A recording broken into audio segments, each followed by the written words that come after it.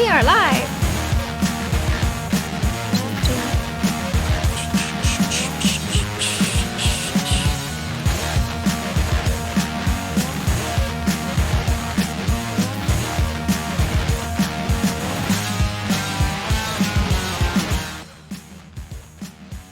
What's up, beautiful people? It is time for Linux on a Wednesday because hey, that's what we're going to do, right? We're here. Might as well get it out of our system. Got a couple of things to talk about this afternoon, middle of the week. Yeah. We're going to be getting rid of vintage GPUs, which is a shame. Flipped, which is the worst named thing in the history of Linux, has got another update. Yeah. ChatGPT and why I don't use it. Followed by making animations using compute, which is, it's just pure unbridled nightmare fuel. I'm excited to talk about that. Some 3D printing stuff, and of course we have another rock-powered Raspberry Pi alternative, which I kind of feel that soon we'll be talking about a rock chip alternative. You're like, hey, look at this new rock chip alternative. It's called the Raspberry Pi 5? Oh, yeah. Interesting rock chip alternative. That's going to happen. That's going to happen, Raspberry Pi Foundation. You better watch out. Oh, man. Let me get that together. 4-way. There we go. Now we got all the bits up. Right at the end of the song. So I tried to play around this morning. Or last night, I guess I should say, with the latest game from Squeenix. What's it called? It's the one with all the particle effects where he plays the lady who gets sucked into like medieval times, but it's not medieval times, and it's action, adventure, role-playing with the combat elements. And it requires a 4090, if you want to play it. Apparently, it's not all that great. I tried to play the demo. Was it Forspoken? Okay. That's why I haven't played that yet. Okay. This is it. Hey, this is why we test things. Because I didn't have that shot set up. Terminal Forspoken on Steam. There it is. Yeah. And it's mixed with only 1,100 reviews, which is not a good sign. It's got a demo, though. So I suggest go trying it out before you look at it. It's like $70. I'm not normalizing that. I'm not paying $70 for a game. I can wait. Nice. It's nice that has a demo. I wasn't expecting that. This just needs to come back more and more and more. Yeah.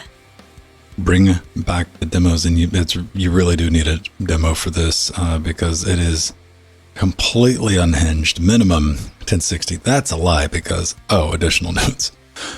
Okay. All right. So, man, recommended 720 30. 3070 if you want to get 1440 30. Which is the way I'm reading that. This is ridiculous. Hey, The Witcher 3 is $7.99. I didn't even pull up the FPS counter. I didn't even load up Mango HUD, but I set it up NVAPI equals 1 on my NVIDIA 3060. I cut DLSS on balanced. Then I went back and put it on 1440. Then I went back to DLSS and cut it on fast. Then I went back to the resolution and cut it down to 1080. And I almost got about 42 FPS with everything on low. Oh, that works. No, it doesn't. That's not. No, it's not. What's wrong with everything, Jill? I know. Everyone's 60. Jill Bryant is wrong is the reason the internet's broken because 42 FPS at ugly at 1080. Oh, yeah, it's playable. That's fine. I'm like, no, it's not. We deserve better, Jill. We're going to fight for it. Yeah. 1080p 60 medium.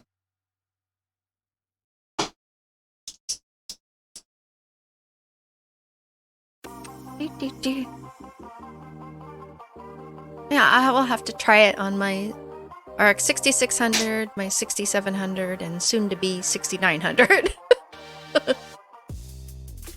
69, man. Why you got to get these these retro cards, man? Come on.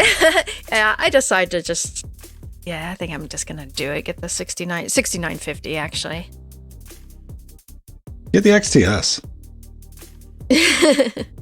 Is it the XTS? Is that the one? There's like the XT and the XTS. That's the new one, yeah. Yeah. Mm-hmm. Well, they have that one that's not $1,000, right? It's $999. Yeah, that's true. AMD, that's such a bad look. Don't brag about that.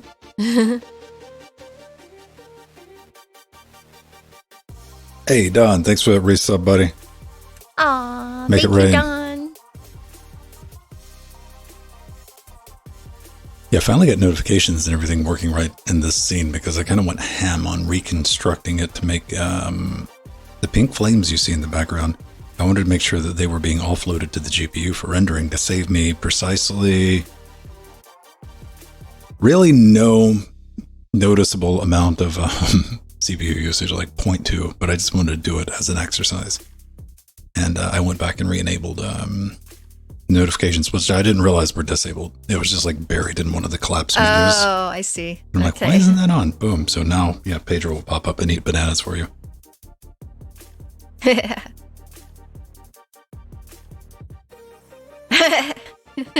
That was accelerated Pedro suckage.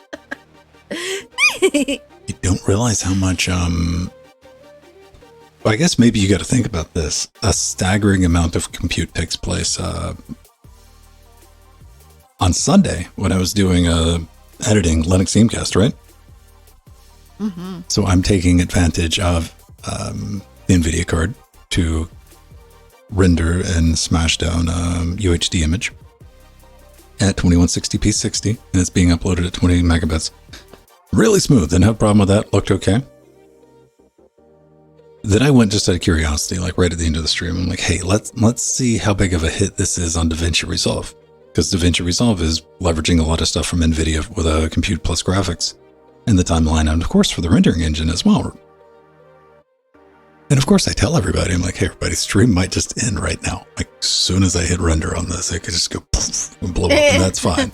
That's fine. You know, because we're done. We got everything done for the evening.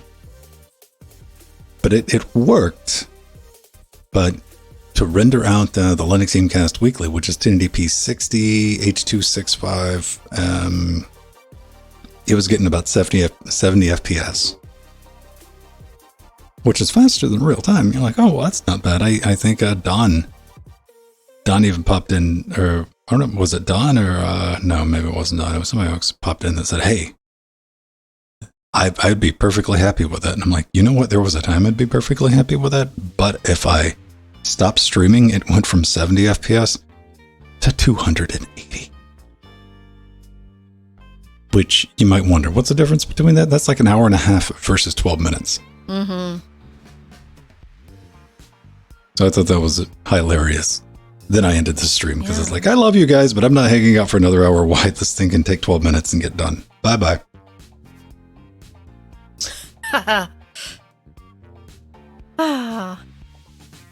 Yep, that's why I have dedicated machines for rendering.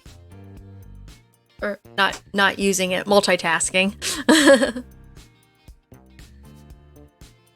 All right, everybody.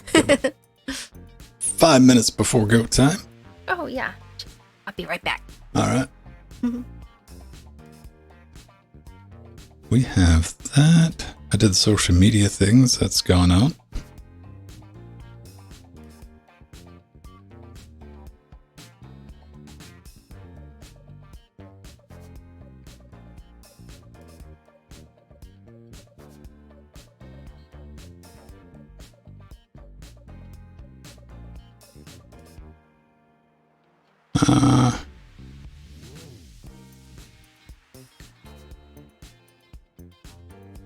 Dark mode, the Illuminati.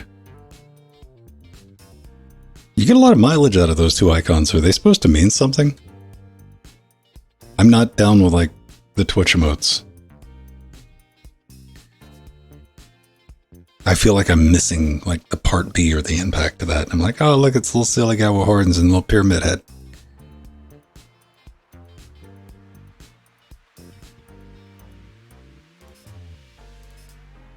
But you want to use dark mode everywhere, which it still boggles my mind that Google has not released an official dark mode for Google Docs on the desktop. They finally did it for mobile.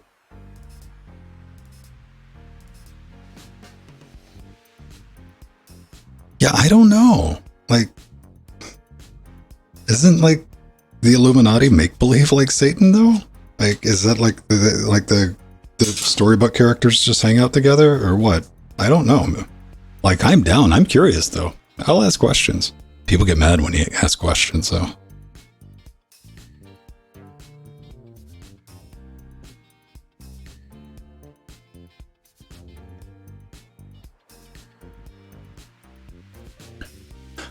I don't know. I just try to stay on top of these things, man. I don't know about the kids speak these days. I want to stay hip to what the kids are talking about, unless it's TikTok, because I don't understand TikTok. I admit I don't understand TikTok, but you know what? If I was 14, I probably wouldn't understand TikTok either. So it's one of those things. Why am I so gorgeous? Oh, girlfriend, I didn't come out of the box like this. I didn't wake up like this. I just didn't get up like, oh, look how gorgeous I am. Oh no, hours of work went into this.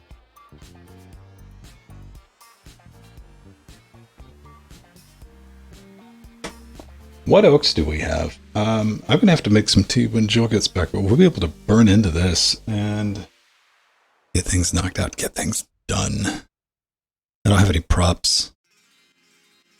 Hey, look at the butt. Look at the butt. I'm impressed with you, bud. You didn't wait until the absolute end of the episode. It was fun last night.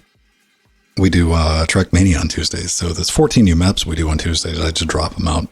I got tons of maps that I've curated and try to make effectively a mixtape for everybody. And last night's theme for maps was like sassy and silly.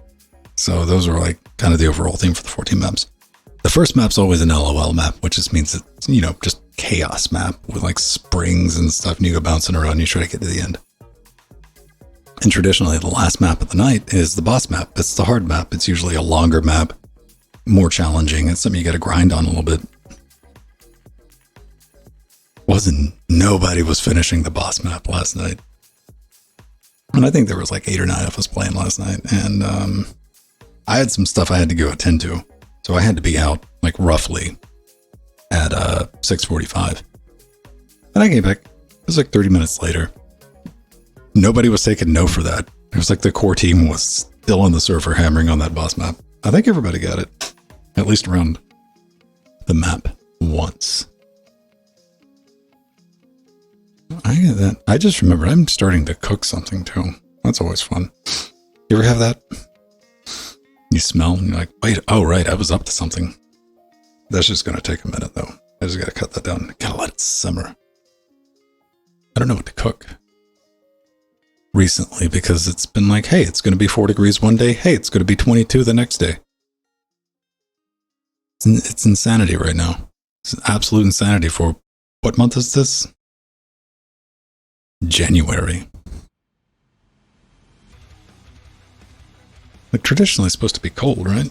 We got cold for a minute in November and maybe December for a little bit. But it wasn't terribly crazy. At no point was I like, brr. There was like one good day. One good day. Let me put it this way. There's not been a day so far this winter, air quotes, that I've had to put on a heavy coat. Had to put on a heavy coat. You know, now we've established that I am, what did you call me, Sandy? Gorgeous? Yeah, since we've established I'm a gorgeous human being, sometimes I have to put on a heavy coat for decor reasons, but yeah. Gorgeous, yeah. But it's not been cold enough to, you know, it's not been that situation of like, man, if I don't put on a coat and some mittens and stuff, I will die of hypothermia before I get the car started. It's not one of those situations.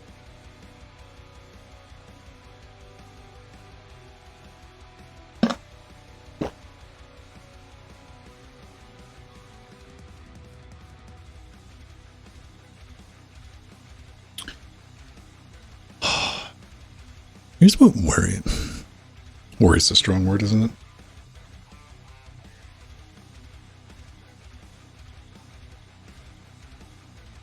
I'll take the cold over the heat any day. I prefer to be cold. I prefer to be a little bit chilly. I prefer to, my perfect ideal amount, room temperature is chilly. So I can have a nice warm beverage while I'm working on something, preferably caffeinated, sip on it and be at a nice room temperature, and I'm happy. The older I get, though, the more I just want to be like, just a slightly less chilly, right? I don't want to be warm. I don't understand how people live in tropical environments like Florida. California is not bad. California is a weird one. California is like perpetually 18 to 20 degrees. Rarely 20. If it gets up to 20, like, oh, we're melting.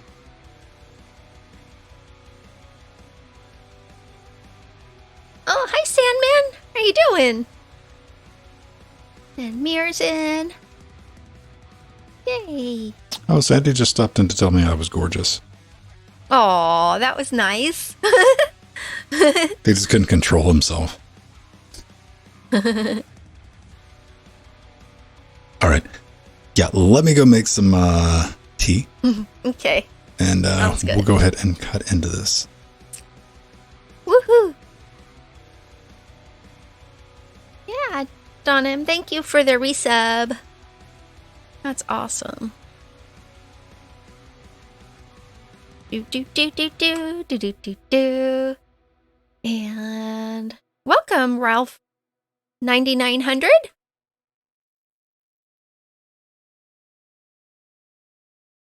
Do do do do do do do.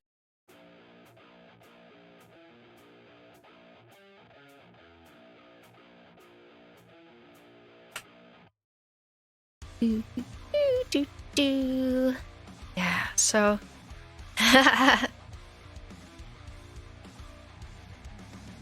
yeah, Mira, it was a pretty good jolt. It was a pretty good jolt here too. I was already up, but it woke Steven up. Oh boy. It was right at 2 a.m. too.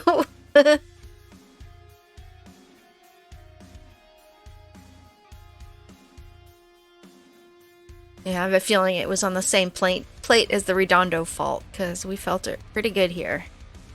Mm-hmm. Oh, Sandman. Thank you. You're more beautiful, Sandman.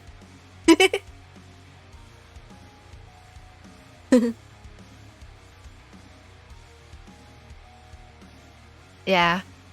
Well, we had Mirror, you know, where we've been having a lot of local earthquakes here that are happening right under us that have been sharp jolts, but you haven't felt them out your way. So that was the first in the northern part of SoCal in a while.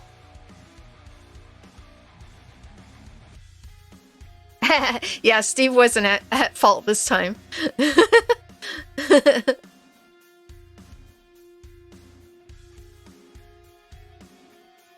Mm-hmm.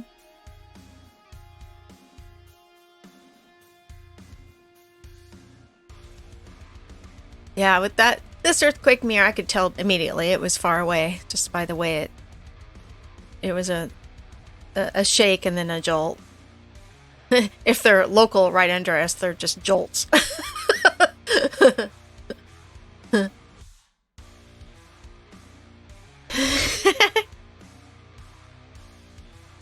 But thankfully, it didn't get any bigger. I don't mind them as long as they stay under 5.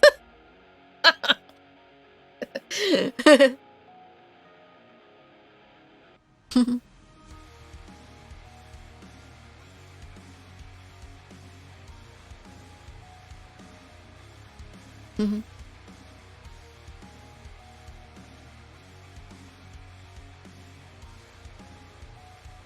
Ah, okay, yeah, it was on I remember when you worked for the government there out in the ocean. Yeah, they were probably on fault lines. Yeah, that makes sense.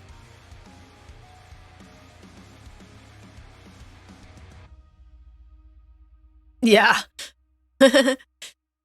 It's so true, Sandman. It's we've just, we're born and raised with them, so we've learned, we've done Steve husband. You know, I can tell when there's a 3.0, when it's 4, when it's 5, when it's 6. We kind of know. And you can tell by the way it reacts on the ground, usually how close or how far they are. Normally, if it's a long, really long rolling sensation, that means it's a big earthquake far away.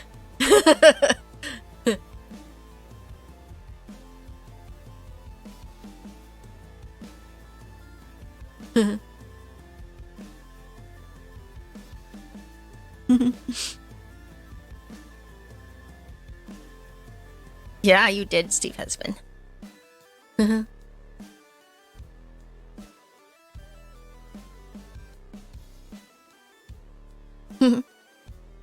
Yeah, Mir. So that's how they feel. The fault that goes off here in Redondo and PV is literally right under my house, and it's just a big jolt. It's like boom, boom, boom. That's what happens when you're on top of an epicenter. Look on the bright side when it opens up and swallows you whole. You guys become boom. Pff, you won't have to worry about it. Like, pff. Yeah. The long rolling sensation is how you sleep? What are we talking about? Oh, earthquakes, when they're when you know it's a big one far away, you get a rolling sensation in the ground, and it moves you up and down, and you kind of know, oh, that's a big earthquake far away. And especially if the length of the roll, if it rolls for like 30 seconds or a minute, you know it was really big. What if it's Godzilla? No. Or a landslide. Could be a landslide caused by Godzilla. Yeah. True. I'm just saying, Godzilla doesn't strike me as the type of lizard that follows instructions.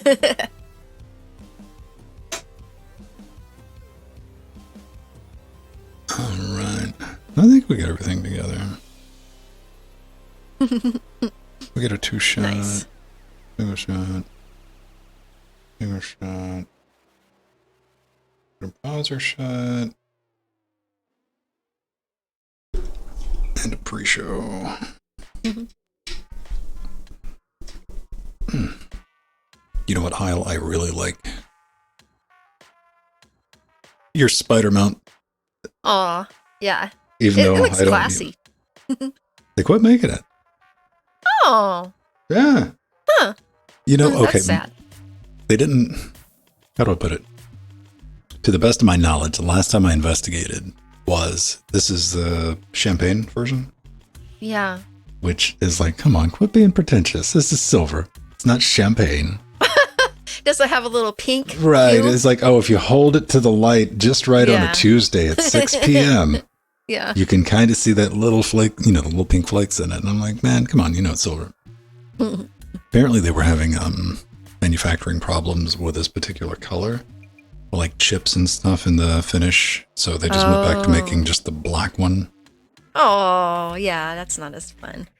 Well, I didn't realize how many people, I bought this one used from a guy off Reverb, right? Yeah.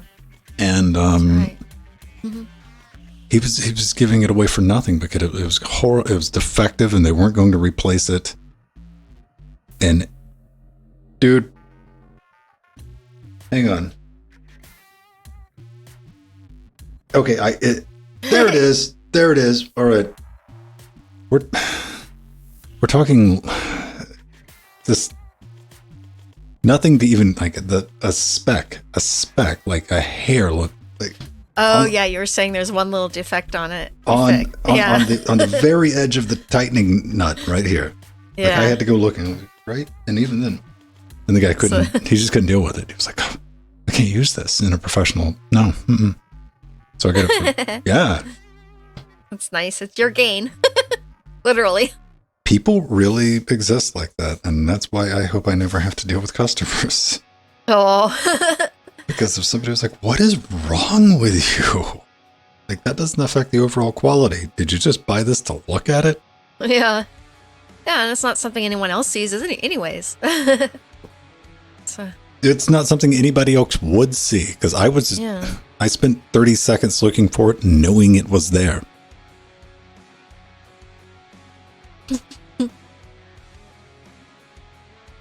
But yeah, these work really well, even though I don't use the correct microphone for them.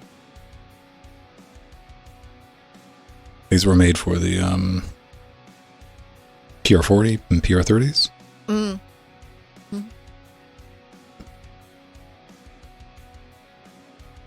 But they work just fine for the RE27 Indies. And they should work for like the RE20.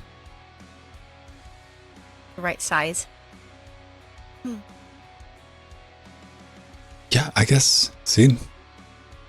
They don't have it anymore. Isn't that so sad? Aw, just black. Just black. This is my collector's item. It's worth a lot more now. Because I know Leo Laporte at Twit, he has the same one you do. He's got the previous version of this. Yeah. Oh, okay. They made one that was awfully close because I almost bought one. Oh. This guy. Mm-hmm. Ah. And when it's loaded up, it spreads out a little bit. Yeah. And I almost bought one of these, but I went to go buy one of these, and they're like, no, these exist now. You know, that's the original one they made. Mm. Yeah. Yeah, that's the one you see lots of people have that one. They're so overpriced. I mean, I got this one for like $50, but still, it's $50. Like, these things are $100. Like, man, it's ridiculous. Which I have another one for this RE2. I have the Electro Voice shock mount. That big, huge one. The big one, yeah. Yeah, that's like, the U shape. Yeah. I love that thing. It's awesome. It works great in a studio, but it's horrible for anything with a video component because it just completely covers your entire face. It covers you, yeah. But I love working with those, especially if I'm doing a morning show and I need to jump around and move around because you can just grab the base of them and sling them and drag the mic with you. Yeah, and it doesn't pick up anything at all. That makes sense. And you always feel like if somebody like broke in, you're like, I got a weapon. I can take this thing off. Come on. The well actually is strong. You gotta watch out for it. Yay, Sandman. I'm getting ready for some well actually. I recorded before Sandman. Oh, Sandy. Yay. What does it say? I love you guys. With but left of my heart. Aw. Oh. You're beautiful.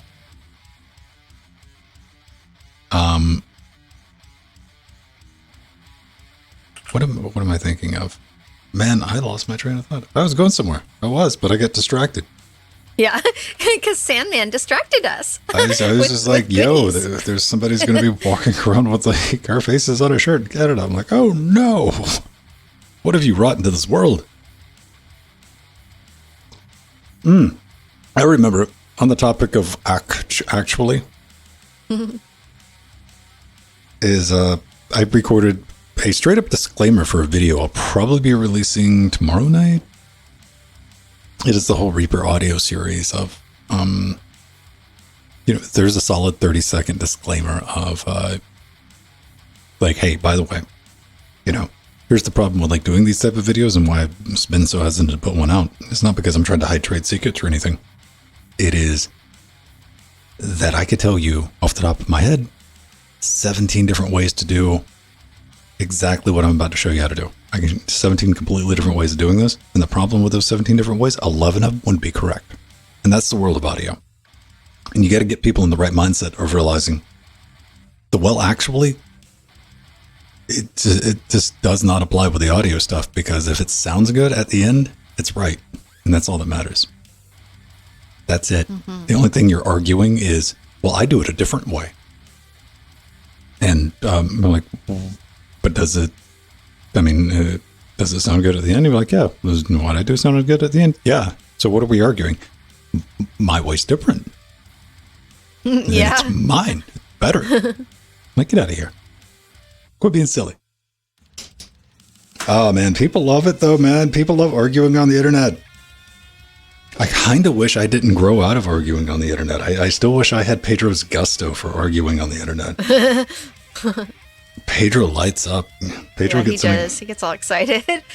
I can't stand doing that. So I'm too nice to people.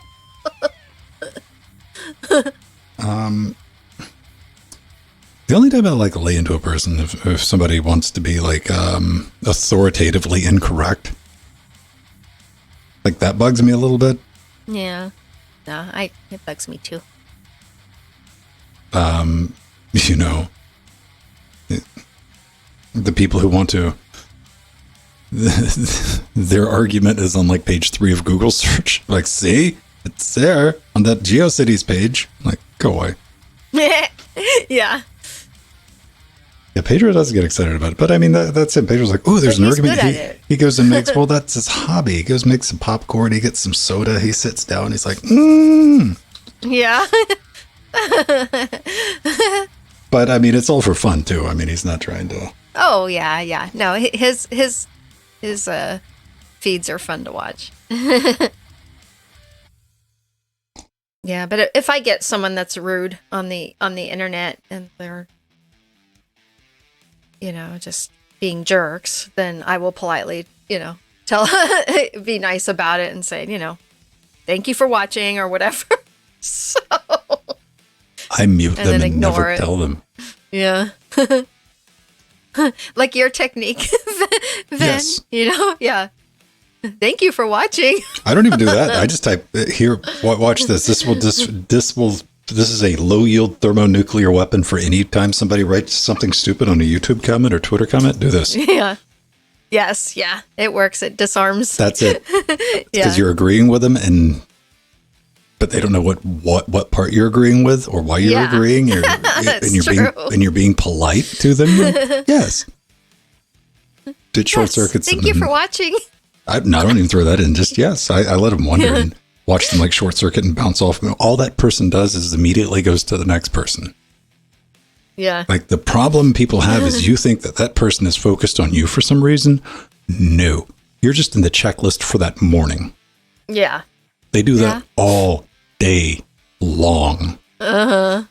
It has nothing to do with you. So do not take it personally. Just be like, yes. Or like, okay. Or do what I do. I'm like, mute. Because nobody knows they get muted. And I do that, man.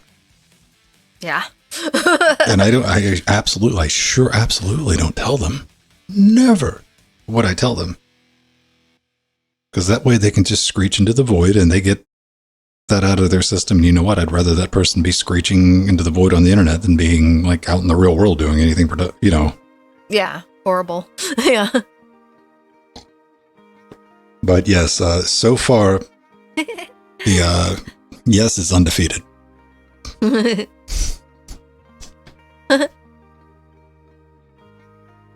Things I've learned in 14 years of being public online. Yes. Yeah. It boils down to yes. That's going to be the name of my book. Oh, Mira, I liked your GIF. That's cool. What do I need to get loaded up?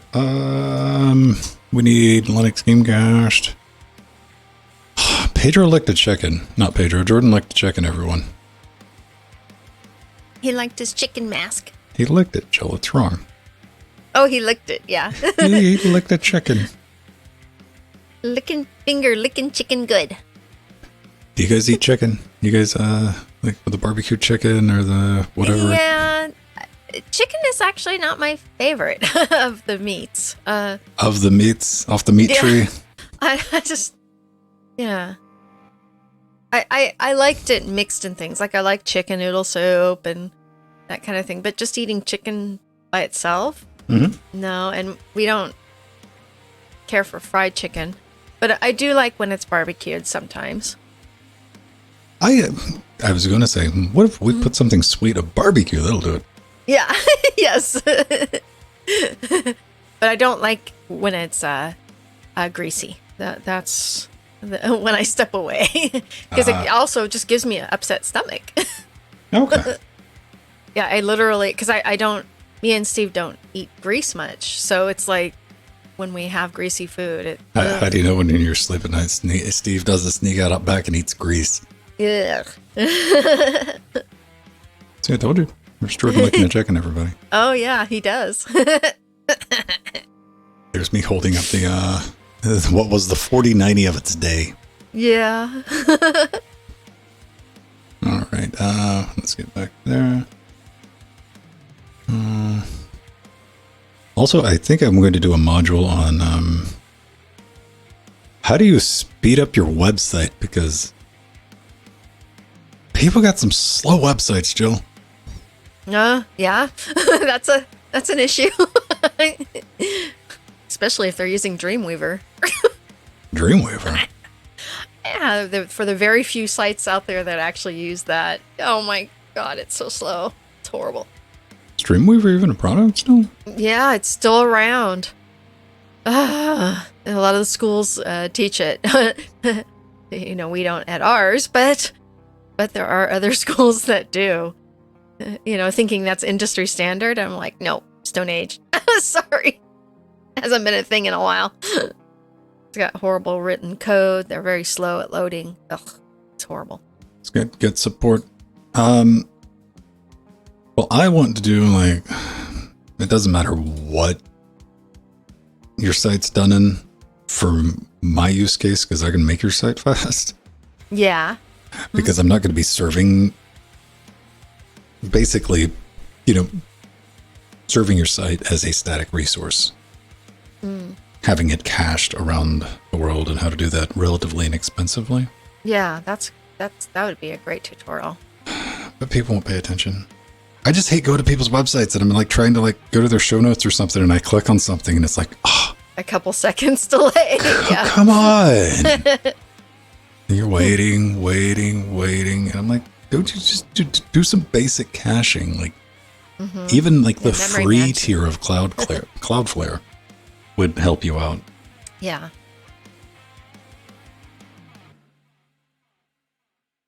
Is that your spoiler? Spoilers. Do you put that on the front of your motoring vehicle upside down so it can generate lift?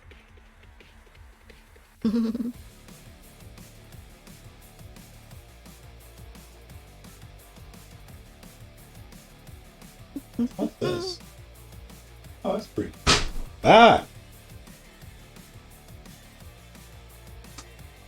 Okay, one moment as I check for any hairline fractures. Oh, Dick Kresny. Yeah, it's just very bloated. In Dreamweaver speak, it's just very, very bloated. What is the arrows written in? Yeah, it's just the way the code is written.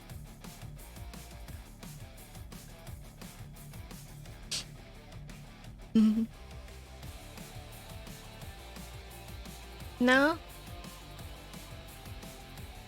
Dreamweaver is just industry known as being horrible for many reasons.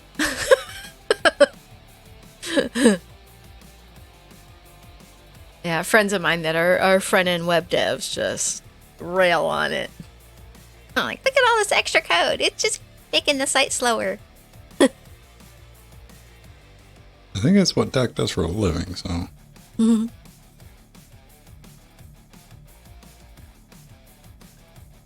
Oh yeah, well, front page does too, but Dreamweaver's just bad. Studio H. We don't need header files where we're going, man. Front page is probably worse than Dreamweaver's. True, Dak. I'm just in 2023, what are you doing writing a custom solution for your website? And that's a weird thing for me to say, because you know what? I remember when WordPress would go down if more than 3 people at the same time hit it. Yeah, that was an issue. Yeah.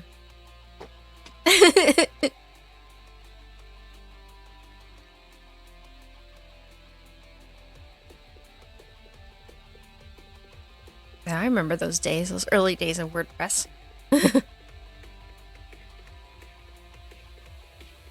Well, even back then, I was looking for CMS. Like, I don't like reinventing the wheel. Yeah. I don't like custom solutions. But it was a nice side hustle to have people bring their custom solution. Like, can you shove all of this into Drupal? Or it became WordPress. I think initially it was even like PHP Nuke and stuff like that. And I'm like, possibly. I don't know.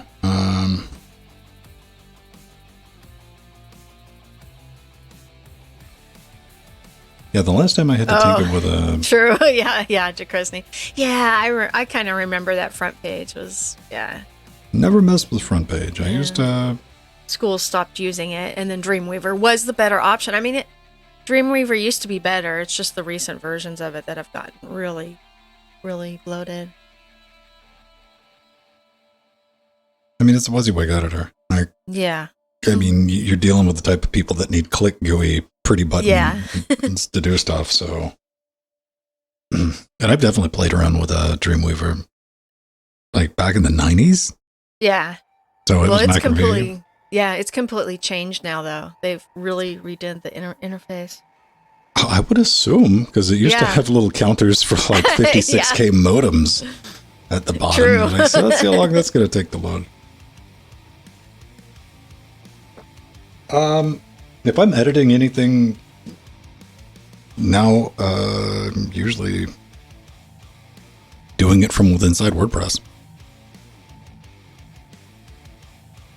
There's just got a file editor built into WordPress. I'm like, that's what I do now to maintain different sites. Just easy. But yeah, back in the day, we used to use text editors. I even remember using Vim to make a web page. It was a thing. Well, they were radically non-complex back in the day, too. Yeah, it was a lot easier. HTML. We're talking about the days before CSS existed. Yeah.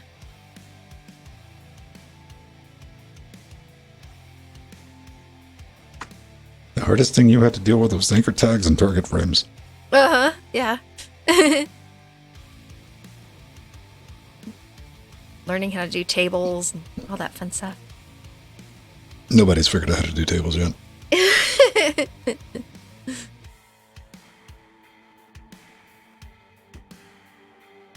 We had image maps and I mean just a bunch of like stuff that doesn't exist anymore, which is probably for the best. But you know, websites have become applications at this point. Yeah, they have.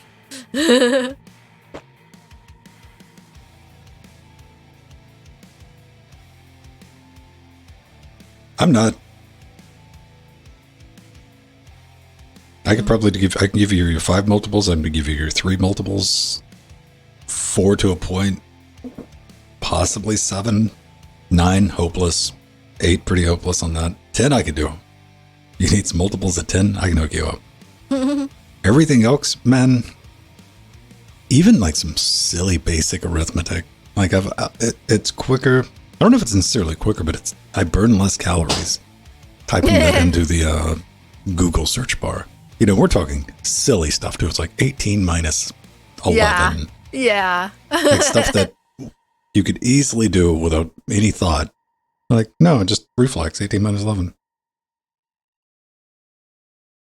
All right, let's get going. Okay. I'm done with my tea. Learning your gazentos. Yeah. Music's recording. That's recording. Let's make sure this thing's nice and stable. All right.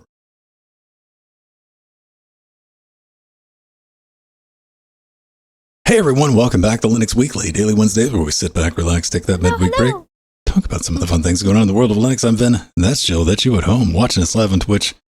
Extra long pre-super shows. And this Wednesday, we're just sitting back talking about old web technologies and earthquakes and Godzilla causing landslides as he does. You know that wacky Godzilla. Of Crazy lad. So, we got a bunch to talk about tonight. Yeah, we sure do. Big show. I do want to warn everyone, we like to have fun in the show, so if you completely want to avoid laughter, just run. You know, there's joy to be had. There's plenty of other shows out there that will try to put you to sleep. Now, I did a thing on Sunday, Jill. Oh, what did you do? I saw a little bit of it. More people watched that than I expected. The thing I did on Sunday, when I got done, I went back and looked, and I streamed for about 4 hours on Sunday. I had like 112 people watch that. Nice. Awesome, Ben. Huh. Which is interesting. You know, I didn't even have a good Linus-worthy, you know, I not this Linus, the squeaky Linus. I didn't have a good clickbait title or anything. I was like, editing video on Linux. Got some people to come in. That's something I plan on doing in 2023, to sit down. Not exciting, not like, hey guys, let's all get pumped up. I'm like, hey, if you've got some questions, I'm going to edit some Linux Themecasts. This is like really boring stuff. But maybe got questions. A couple people showed up. A couple people had some questions. That was a good time. It's an incredibly kludge way I have it configured right now, because I'm getting the clock source out of Threadbooper over Spitif and running that into Jackbox, which is then in turn sending that over 8-out optical to one of the interfaces, which is coming back over NetJack. It is like, don't blow up. And nothing blow up. But why are we doing it on YouTube? So I can do it in 4K 60. Yes. Nice. That's it. I did it the week before that on Twitch just to see what the downscaled will look like at 1080p. Didn't look good. So, I wanted to look as good as possible so people can watch it. Had a fun time with that. If you want to get some more of that in your life, I will be back at, I think 10 a.m.'s the time we're going to settle on Sunday morning. 10 a.m. Eastern, if you want to pop in, ask some questions about content creation, media production under Linux. And it's just going to run until we get to the end. It's not just all the time in DaVinci Resolve. I got to make some thumbnails and stuff, just all the stuff I normally go through, making the pre super shows and the live and uncut series. It's incredibly dangerous because I'm just doing a straight desktop capture. So you're constantly worried about, like, do I have any personal information on this thing that's going to pop up? Yeah. Which I really don't on any of the PCs in the studio. So, but I mean, that's still in the back of your head. And you're like, something's going to show somewhere. I'm like, I don't care. Fine, let it show. But what else? Oh, Speaking of podcast videos, that's done. Like, I did the last little opening intro, which was kind of a disclaimer. So if you've been curious about, hey, how do I record podcasts on Linux? How do I edit it? How do I get it up to level? What level should it even be at? I got you covered. First video is going to cover installing the plugins, installing the digital audio workstation. It's going to take you about 10 minutes. The second part of the video is something that you can play with at home. You can download all of the audio files that I'm going to be using in the video. Mix and match, follow along in the video, get to the end and be like, okay, I'm pointed in the right direction. Then you're going to be able to go out and do your own thing. I guarantee you, the promise I make you is that you will be able to edit podcast audio better than 99% of the people on Fiverr charging money for it. When you're done watching that 24-minute video. As I said at the beginning of that video, I'm going to give you just enough information, ladies and gentlemen, to make you a little bit dangerous. Because that's what I need. That's what I want. I want you to go out and be creative. Jolie, you and Steve are turning 100? No. So, actually me and Steve, husband, are going to Disneyland Friday for the grand opening of Disney's 100th anniversary. They're 100 years old now. And they're celebrating this at Disneyland, and there's going to be new parades, new fireworks, and there's a new ride opening up called Mickey and Minnie's Runaway Railway. It's a trackless dark ride that looks absolutely stunning. It combines real models with projections done in a beautiful way, in kind of a classic Mickey and Minnie cartoon style. It's really looks beautiful. How far are you guys away from Universal Studios Hollywood? Oh, we're close to that too, about a half hour, 40 minutes. They just opened up, or they're about to open up Super Nintendo World. Yes, and I'm definitely going to go there sometime soon too. That looks like fun. Yeah. So, gosh, we're doing so much. And there's also Lunar New Year going on at Disneyland. So that's going to be fun. And then I'm doing more scale 20X planning. Yes, the Southern California Linux Expo is coming up March 9th through 12th. So, been really busy getting that prepared. Right on, right on. So, let's just go ahead and get this out of the way because we got to pour one out. Yeah, this is sad. For, oh man, Riva 128, the S3 Savages, 3D Effects, Vias, SIS. Which one was SIS? SIS? Yeah, I know that, but yeah. What did that stand for? This is what I was having a problem remembering. Yeah. I used to know that. I did I've too. forgotten. Silicon Integrated Systems or something like that. This video card. Let's look at it. The SIS, Silicon Integrated Systems. See, I was right. Oh gosh, it'd been a while since I had knew that. Man, this was back when people could just slap like 3D. Everything had like 3D on it, and yeah, there were no 3D engines to take advantage of anything back then. No. Okay, why are we talking about this? Well, user mode support is going away. You might have watched Linux Gamecast weekly Saturday where I broke out this old prop, the 3D effects 5700. See, I messed up now. What was it? 35? Was it 3500? It was 3500, I think. Yeah. It was the 4090 of its day, I guess you could say. Yeah. Well, I mean, we can still use it. But user mode support for the Voodoo, the Banshees, the Voodoo 3s, Voodoo 4s, Voodoo 5s, 5500. That's what it was. Voodoo 5, 5500. Yay. Oh, okay. I knew it was the last one before that crazy rare one. They did the 6000 after that, which was never officially released. I have the 3000 right above this cabinet. Hit the wall a couple times, see if you can get it to fall on your head. No, I don't want to do that. It'd be a surprise later on in the show. Yes. So what is going to be going away? Kernel mode, AMS, that you'll know it when I explain what it is. That's for setting your display resolution, your depth in kernel space rather than user space. You're not reliant on X to get that set up. In the current implementation, the KMS enables the native resolution in the frame buffer, so you get that instant console TTY switching. And you know what I'm talking about, like when your computer first starts up, you get the little kind of blurry, like, oh, okay, then it gets real sharp and nice and crisp. Then it finishes the boot sequence. If you have text enabled, I don't know, maybe you have like some horrific anime thing like wiggling around as your boot screen, but that's what we're talking about. So, I mean, that's going to go away, and you're not going to get your slick and crisp TTY stuff, but okay. Yeah. I'm not going to make a big deal about this. Like, I understand it because, all of those cards are collector's items at this point.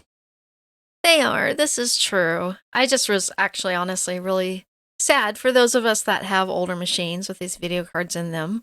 And I honestly was a bit surprised by the removal of the Matrox card drivers, the MGA drivers, because there are a lot of servers out there actually still using them, including ones I have in this room.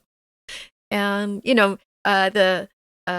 the server manufacturers, Dell and HP, they often use Matrox cards even in newer servers just because they work. So, and they're good, just to have a head for people to type on and do command line. So there's that. And the Matrox cards historically were one of the first to get driver support on Linux. Woohoo! And I loved my Matrox Millennium cards. I used them for many, many years for teaching and animation. But time does march on to leave space for new innovation, leave more space in the kernel. So I understand. But I need support for this 30-year-old piece of hardware that I don't use. Yeah. I'm angry. Oh, yes. And here's like the laughable thing that Voodoo 550, it's AGP. Yeah. Yeah, remember that thing that happened once for like 30 Yeah. minutes and went away? Darn it. See, my video Voodoo 3000 is also AGP. It was one of the first AGP Voodoo cards. Start banging on it. Yeah, I can't reach it. I'm sorry, Ben. We need to get you one of those reachy claws. Yes. Actually, I do need those because I'm short. That way you can just drop it straight on your face, because that's what happened the last time I used one of those reachy claws. Huh? It slipped and went wham. Yeah, AGP cards. I think all of the Voodoo 3 series, the Voodoo 3, Voodoo 4, and Voodoo 5s, there were some PCI Voodoo 3s. Yeah, there were. Yeah. There was. And I remember that. Now, when you think about it, when AGP came up, I'm like, oh, so this is what we're using for graphics from now on. Okay. Yeah. And you remember we all knew, no, PCI, PCI was the superior interface, but just a newer version of it we needed. And soon after we got PCI X. I immediately went to AGP. I'm going to forget about this white block, old fashioned, crusty PCI nonsense. I'm AGP for a life. And yeah. Then we get PCI Express, and that's sort of rolling out. And, fortunately, we've managed to stick with PCI Express for 20 years now. So, yeah, true. Yeah, it's been a wonderful interface. We're on, Gen 5 now? Gen 5. Coming into Gen 5 now. Definitely on Gen 4. People are just starting to buy motherboards of Gen 4. So now we have Gen 5, though, available. I don't think I have anything. The one Gen 4 device that I do have is in a motherboard that only supports Gen 3. So, okay. Yeah. Because I was thinking about, I have some NVMEs in both of the Jackbox and Rectangle, but I think both of those motherboards support PCI Express 4, but I think both of the NVMe drives are like those little super cheap 3 versions. Okay. Yeah. Yeah. Which I'm fine with. Fine with. All right. What do we have up next? Oh, Jill wants to talk about the worst name application on Linux. Yes. So there's a new version of the FWUPD, or FWUPD, as I like to call it, firmware updates application for Linux that adds more hardware support and new features. So FWUPD 1.8.10 is out, and it adds support for the UK-based Starlabs Starbook I'm sorry, 6 Linux laptop. I had to read my Roman numerals. MKVI, yes. Yeah, MKVI Linux laptop. Awesome. And that's very, very welcome. And it also adds support for System 76 Launch Heavy configurable keyboard that I had fun reviewing on LWDW number 356. And there is support for the, this is another hard name to say, the Quactel, QUECTEL RM520 5G Internet of Things module. And I've heard there's significant Chrome OS startup improvements when using FWUPD and using directory remotes. So that was really good to hear. And you can download FWUPD right now from the project's GitHub page if you don't mind compiling it. But otherwise, you can just wait for your favorite Linux distro to get it in their stable software repository. Yay! I'm just reading through this, Jill. There's lots of little fixes, too. Definitely fix things. I'm just reading through this, and I'm thinking to myself, we're living in a world for keyboards. Yes. No, but the Linux keyboards. So, yes. This is true. Upgradable firmware. We have to have some way then to do advanced control of our RGB. Not if we take out the RGB. And that keyboard, it's the configuration software, which has 4 layers. What's that key? Oh, key says no RGB for me, Jill. It's like say no to drugs. This thing doesn't even have a LED on it. Yeah, that's true. It's a stealth edition. I can throw this thing at your head at night. You'll never feel it coming. True. Very like true. Boomerang. It is. It's shaped like a boomerang, too. You try to throw one of those RGB keyboards at Steve's head. Don't do it. Yeah. Wink. He's going to be able to duck that thing from a mile away. Oh, yeah. No, that's good that everything's getting updated with that. I just wish we just had a better name. We had a better name. I know. One, because I can never remember FWUPD. Yeah. FWUPD. I know. I finally had to. I eventually would get there if left in a room with my own devices. And like I think it's like, right. That's what it is. What happens is I type in Linux firmware update thingy into Google Box or the DDG box or whatever you're using, the Bing box. And I'm like, there it is. Yeah. Okay. Then I install it. Then I look at all the firmware that I could possibly upgrade for all the devices that I have. And I'm like, this is so cool. I love having this option. Somebody who's been mainlining Linux for 3 decades. I see all the stuff that could be upgraded. Then I uninstall it. Because if it ain't broke, don't fix it. Don't fix it. Yeah. Maybe the newer generations, there's a lot of like fallback stuff now, like dual BIOSes and safety measures. My generation, we have an inbuilt fear for upgrading firmware. Like, I can't stand it either.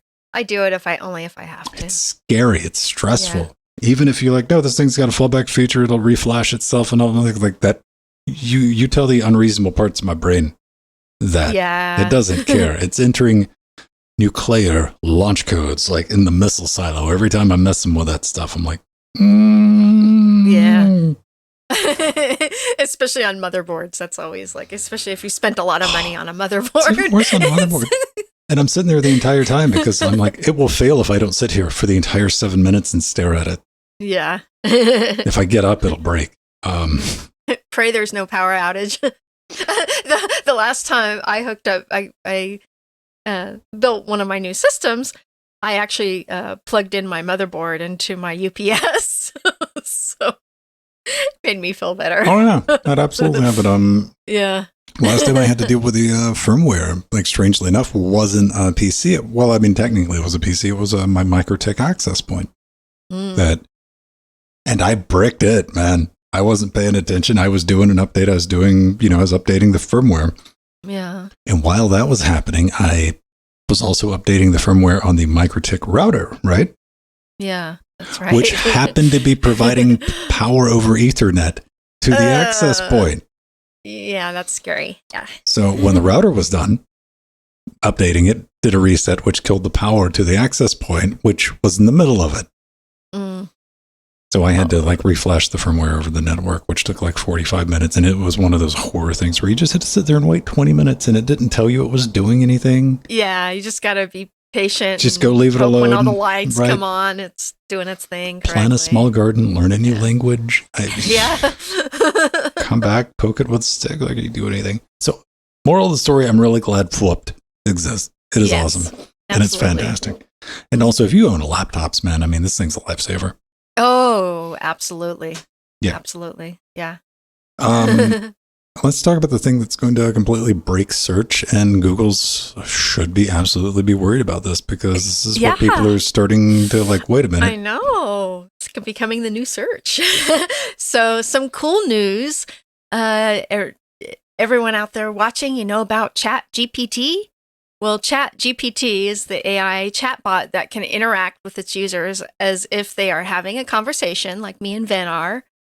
And we've been, talking about this a lot, of course, in the Linux world. Well, a developer who goes by the user handle Horror Pills on Reddit has started working on a GNOME extension for Chat GPT. Man, that was my stage name back when I was in Guatemala. Horror Pills? Well, that makes sense, Ben. So anyways, this is actually going to be a GNOME desktop extension that adds Chat GPT to the system tray of your desktop. And warning, it is still very much a work in progress. And you will need an existing ChatGPT account to use this extension and your keyboard to navigate around it because the mouse cursor implementation is quite buggy, as I discovered. And support for GNOME 43 is also pretty patchy, but there is a temporary fix for that. And it's available via its GitHub repo with all the instructions and files required to run it, but will be available on the GNOME extension's website once the extension is much more stable. And yeah, so I had, really a lot of fun playing around with it. The biggest issue I had was going into the ChatGPT OpenAI site and trying to create an account because the website is often down due to high capacity, as you will discover. But I did finally get through, and I created an account, and then I installed the GNOME ChatGPT extension and loaded it up, and sure enough, it had problems trying to get to the OpenAI site. So I never quite accomplished getting to the site and being able to chat on it. But yeah, I was running it on a computer that had GNOME 43, and there's issues with that. And the mouse support is pretty lacking. But it's going to come along, and I think this is going to be a great extension once it becomes stable. I think the technology behind it is going to completely replace search. And I want to make sure that everybody knows if you're running GNOME 42, you need to make sure you have libsoup 3 and WebKit 4.1 installed. Yeah. On 43, it's going to run out of the box. Not a problem. Clone the Git, set it up. And, I've not played with ChatGPT. We were talking about this in the pre-show. Yeah. Simply because I went to sign up and I'm like, I'll play around with it. It's new internet technology. Like, sure. And they're like, let me get those digits. I'm like, those digits? Yeah, your phone number. Phone number. Like, sure. Here's my Google Voice number that I've been using for 15 years. I'm like, nah, man. Nah. You're your real one. I'm like, I don't know you. Yeah. That was my adventure right then. I was like, yeah, understand. I don't know you. No, you're not going to get that. So I look forward to when they make and I understand why they'd want to do that, especially with something that's under load, because, hey, there's a lot of bots and spam accounts and stuff like that. Yeah. But you need to come up with a better way. And I went to just to show, while Jill was talking about that, to demonstrate like the sign up process. Yeah. And I went to the page and it's just like, go away. Go We're too away. Full. We're not even going to show you a sign up page right now. It's too full. Yeah. Be gone. Version 3 is interesting. Version 4 is around the corner. This has been the internet's darling for most of this month, and rightfully so. It's it's the type of assistive AI technology that I like because it's starting to get good and creepy. Yeah, absolutely. People are starting to go, oh man, or chuckles Ralph Wiggum was like, I'm in danger. Like, a lot of people are in danger, and by that I mean like jobs and stuff like that. I mean, you got to understand, like, AI is going to radically change the landscape with a lot of things. And you've seen people write children's books with ChatGPT. Like, oh, that's pretty neat. The search ability, and here's the thing: Microsoft has a chunk of interest in the company behind it, and like, I never thought. I guess we always knew something was going to dethrone Google, and Google is at maximum Google right now. We were talking about that while we were recording Linux Gamecast Weekly. I brought up that it used to be, if the result you needed was on page 2 of Google, just admit that you've lost the argument and you were wrong. Yeah. Yes. Okay, I know it's a hard thing to do sometimes, but if you're on page 2, you're like, okay, maybe I misremembered, or maybe I was just wrong. Saying that these days, I find myself more and more on page 2 of Google because page 1 is SEO, blog spam, and adverts. Yeah, true. Like, we've seen what no competition with Google, and they've just, it's become, what you were Google was, and Jill, you're at the right age to remember, Google is almost as bad as Yahoo was back then. Yeah, true. Yeah, very true. Because what was Yahoo? Just a kaleidoscope of nonsense and crap smashed on a page yeah. with a little search box. And Google's like, hey, let's just give you the box and you type it in. We give you some search results. We're like, oh, this is amazing. And ChatGPT is going to like flip things on its head because people really like that interaction. And we've seen, depending on what it's being trained on, but that's the future. I don't understand exactly how that's going to be the future yet. Yeah. It might be outside of the scope of my brain meets to process everything, but I look at that and I'm like, that is going to radically change things. It really is. From everything from content creation to writing papers. Yeah, writing papers and also helping solve cure diseases, which the back end is the IBM Watson. So this is a good thing. So there's a lot of awesome things that are going to come out of this technology. We'll see. We'll see what it's going to be. And it's just interesting times. Scary times. Yeah. It's creepy. It's like our AI overlords. What's going to happen? We don't want Terminators. So let's not throw the babies out with the bathwater, Jill. Yeah. I mean, let's bring up the good things Skynet did. Yeah. All right. Speaking about AI, Ben, we have some fun use of AI. This is not fun news. This isn't. You know what? I'll take a T800 over this nightmare injection. Okay. V-Tunify PyTorch implementation. It's real, controllable, high-resolution portrait video style nightmare fuel available at your fingertips. It's like a tech demo. When I see something like this, let me just go ahead and scroll down. Let's just go ahead and see if we can mainline some of this craziness. I know there's some videos on this page, Jill. There they are. Yeah, they're there. Yeah, the videos are Hold really on to your seats for this. Look at that face. Look at the different styles it can do. Yeah. This is being trained on like Pixar styles, comic book, and a bunch of other. Here we go. There's different styles to show you. Comic styles, arcane styles, Pixar styles, your basic stuff like that. I'm looking at this and I'm like, yeah, this is 100% a tech demo. This is a preview of the future. You're going to see stuff like low cost animation for kids show, stuff that you're going to be able to do, with like camera filters. This is TikTok in 10 years. And I got to say 10 years because, right now you can churn out about 5 to 10 FPS with a stack of Tesla V100s. So it needs a little bit of horsepower, but I mean, it's almost real time right now. Yeah. Which is really neat. And the results are like, this is a dude's side project. Like, once this gets trained up, like, this looks really good. I don't know if it's coming through. Like, that doesn't. Let's admit it. That doesn't. Yeah. That does, though. The guy on the right? Absolutely. It looks really well done. And what I say about that is, like, I'd play that video game, right? Or I'd watch that show. Yeah. And there's currently 11 pre-trained models to go through and do this. So if you get a NVIDIA card, PyTorch, CUDA, and, MATLAB, Ninja, of course, if you're going to be building it. But yeah, I'm down with this. Again, it's all nightmare fuel. It's terrifying. Yeah. And I wholly support it. All of it. I can't wait to do a cartoon episode of Weekly Daily Wednesdays.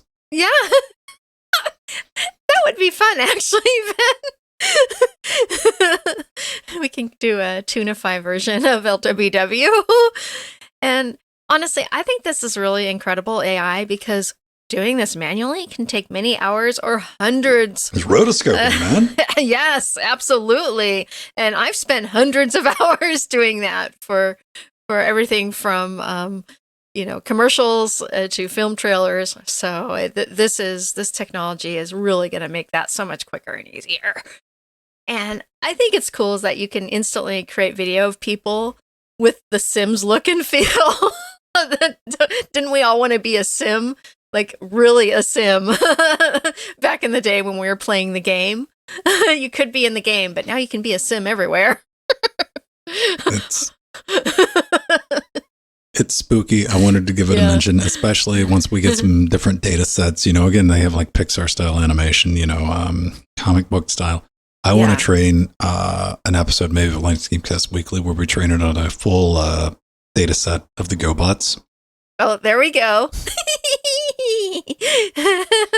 Oh boy. I think Jordan's going to be the blue one. Deep cuts. Yeah. Deep cuts. Ladies and gentlemen, if you like what we do and you'd like to help get some bandages for our deep cuts, you can do that by becoming a Patreon, patreon.com/Linux Gamecast. We got a bunch of membership levels for your amusement, a bunch of bonus things that get thrown in. Live and uncut versions of this show. If you're listening to this right now, this is some like nice little 30, 35 minutes. Like, man, I wish I went more. How about 2 hours? How about the 2-hour edition? Custom RSS feed just for you each and every week, right in your podcatcher, right in wherever you listen to that, in your automobile, if you do. Mm-hmm. Access to our Discord, where we're hanging out the other 6 days of the weekend. But don't worry. You can always chat with us live. If you're an IRC, if you're in Discord, or if you're on Twitch chat, all that's tied together, courtesy of our chat bot. Everybody can think empty for that one. Yeah. Early access to some of the stuff I'm working on. You're going to get some sneak peeks later this week about setting up Reaper and how, a little behind the scenes stuff. How do we do the podcast? How can you make a Linux Gamecast, or how can you make a Linux Weekly Daily Wednesdays at home at zero cost? How about that? How about that? That is taking me a long time to drill this down to how can you do it for free? Because you know what? Everybody can afford free. And one of the beautiful things about doing production, live streams and stuff like that, podcast, is you can start with nothing and build your way up from there. You absolutely, that is why you will see me jump on people, which I will, and they go, Vin, what should I buy? I'm thinking about doing a podcast. What do I say? Headset. Buy headset. Get a headset. Why? Guess what I started with? Yeah. Headset. Aw. Make sure to take advantage of Vin's vast knowledge. Ain't nobody taking advantage of it. Everybody's going to be like, I know what I'm doing. I know what I don't need to, I already understand it. I'm like, I can prove that you don't know what you're doing with maths, but you wouldn't listen to that either, would you? La, la, la, la, la. So I'm just trying to help people out. I want Linux podcasts, Linux productions, Linux media stuff to be the best it possibly can be. I want to set a gold standard, and I want to help other people achieve that gold standard as well. A little bit of a mission doing that. Mm-hmm. So let's keep on doing that. Yeah. Thank you for your support. For your Twitch sub, also that gets you access to our Discord, where you can go to a special room that Jill and I participate in every Tuesdays and Fridays, Jill. Yay! Trackmania! Come play Trackmania with us. We just played some pretty hard maps yesterday in our practice run, but the finals will be on Friday. Final Fridays, man. We do that every Friday, every Tuesdays. We get new maps, 14 new maps. And I was talking about you guys because I had to run. I had to bounce last night. I had a hard out. And you were busy. I come back. I mean, like, I didn't even shut down stuff in the studio. I had to be on a call for a meeting. Oh, okay. And I come back in the studio like 45, 30 minutes later to shut everything down. You guys are still on that map. Yeah, still playing on that boss map. Just like, good on you. If you're looking for just like a group of people to hang out with on Tuesdays and Fridays, we got you covered. Come do it. We talk about everything, and we play a lot of stuff. It's our retro racing. You don't need anything special. You basically any PC made and since forever can run Trackmania squared. Mm-hmm. It's reasonably cheap, and you barely need an internet connection to play it. So, and if you don't want to do the voice and the video stuff, that's fine too. Hang out with us in chat. Come watch live.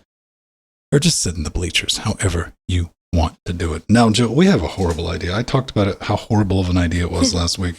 Where we have Amazon wish list. I got one for the studio. We do. You got one for your studio. And if people buy us anything off that, if they buy it, they got to be real careful, because if they get something on this one, they end up on this wall. Yeah.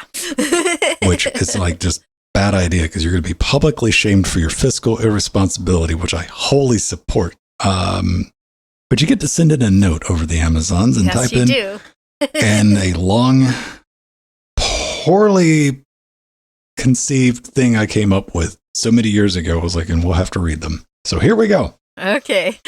So So this is, I got a goodie from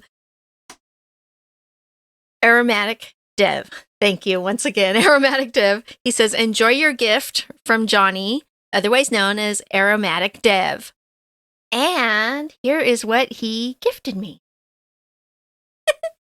This cute rainbow plush penguin from my Amazon wish list. For audio listeners, it's a block of cute sun-cured ham. It's a cute round plush penguin, and the skin on it is rainbow, tie-dye rainbow. All right. Is it wearing a crown? Yes, it has a little, well, I guess it's supposed to be kind of like its feathers on top of its head. But it's so cute, and it's so squishy, and it's going to look so beautiful next to all my other wonderful penguins and Tux plushies that our patrons have gotten me. Yay, I love it so much. Truly horrifying. It's so cute. Yeah, there you go, Steve. Look at Steve dropping the mad facts. See, you might not know this about Steve. Not only does he make toys for a living, he's also a penguinologist. Yes, the emperor penguin. It is an emperor penguin, as noted by the crown it's wearing. That's how you know it's an emperor penguin. Thank you, Steve Husband. Yes. Thank you for your support. Patreon.com/Linux Gamecast. Come hang out with us and keep on rocking on. We got beautiful party patrons in chat. They hang around watching us live. I see our Theron's in there, and I know Sandy's around. Steve's hanging around. Yeah, and Sandman just bought a t-shirt. Yeah, right? Yeah. LGC on our LGC t-shirt zone. Sporting, store.linuxgamecast.com, sporting our lovely faces to the Canadian populace. Also, thank you, Don, for the resub at 27 months. Yeah. Well. Thank you, and I Don. do want to thank Aromatic Dev because they also increased their Patreon pledge. Yeah. See, I remember things. I'm not completely senile yet. Give it time. Trust me, it's going to get way more hilarious. Yeah. Once I start going, because I'm going to be on camera the whole time. All right. Mm-hmm. Time for a slice pie. Starting with something that is printable. And I just wanted to give this a quick mention because it does mention Raspberry Pis. Mm-hmm. Printables by Josef Prusa. Brands, discover official 3D printable replacement parts, accessories, fan models from our partners in a wide range of industries. Reach out to... So if you've ever bought a 3D printer, which I've somehow managed not to do yet, a good one anyway. And if you've been looking around for like project ideas, printable stuff like for Arduino, Cooler Master, Framework. Let's see what we can get from Framework. Mm-hmm. They're now in categories at Printables, which is just printables.com. You know, there's the 3D printable mainboard. Then we got community highlights, logos, laptops, motherboard adapters. Let's see what we have for the Raspberry Pi since this is our SBC segment. Yeah. Camera holder. The camera holder. Cool. Ooh, the Raspberry Pi Pico Iron Man arc reactor. Oh, I like that. That one's really cool. Ooh. It's got some prism in it. The round prism glass. infinity mirror, right? Yeah. Infinity mirror. That's the correct name, yes. Yeah, don't take that to the airport. That is not TSA approved. Oh, look at this articulating Raspberry Pi camera mount. Oh, look at that. Yeah, put that on the wall. That's a smart one, isn't it? Oh, that's brilliant, actually. Really brilliant.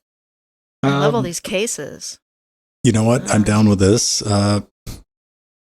Rack mount cluster. This is like the third thing I want to print out if I ever buy a 3D printer is rack ears for like random pieces of hardware I have. Yeah. In the studio that no one ever made rack ears for. So that's neat. That's brilliant. Printables.com. All this is going to be in our show notes. Yeah, I just wanted to throw that in there because really Noctua. Nice. Oh, what did they have for Noctua? I didn't get to look. Let's be nosy. Yeah, I didn't see that one. As somebody who owns, $6,000 to possibly $8,000 worth of Noctua fans, I'm joking. Well, maybe I can print out the fans in hot pink. So they got fan docks. Oh, standoffs. Yeah. Adapters. Yeah. Yeah, that's whatever Noctua does fan. Look at that. There we go. My. Oh, that one's way better, isn't it? Look at that. Oh, that's beautiful. It's got a little knob on it. It's got a filter. Nice black and orange modern case. It's got buttons and stuff Yeah. that go blink. Pretty. All right. So not too much on the non-cooler master Adafruit. Bunch of cool stuff in here. I just wanted to give that a mention because I saw it and I was like, I wonder if we could 3D print an entire fan and just how wobbly that would be. Yeah. Yeah. Well, I think this is, there's no better way for a company to support sustainability and the right to repair. So it's just awesome. I'm in perpetual awe of fan blades because I've spent an inordinate amount of money trying to machine metal blades and I can never get it to work right. So maybe I'll try to 3D print some stuff. I just got to get the 3D printer first. Let's talk about Ragsda. Radza.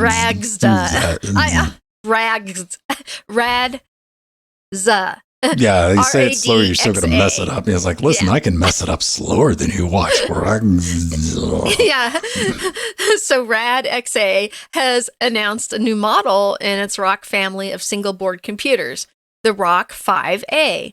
And the ROC 5A features 8 processing cores, up to 16 gigabytes of RAM, and an onboard neural processing unit accelerator for machine learning workloads. And the new ROC 5A is a device roughly the same size as a Raspberry Pi Model B, but with considerably higher performance.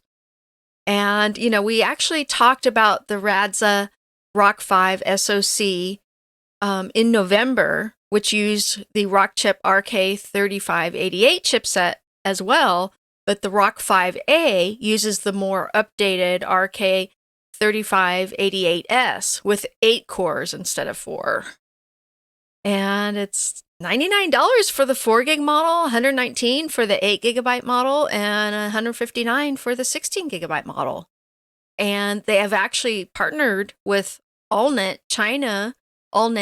in China to sell pre-order codes for $5, which is good for a $30 discount, bringing the prices down to $74, $94, and $134, respectively. So they're doing great things over at Radsza.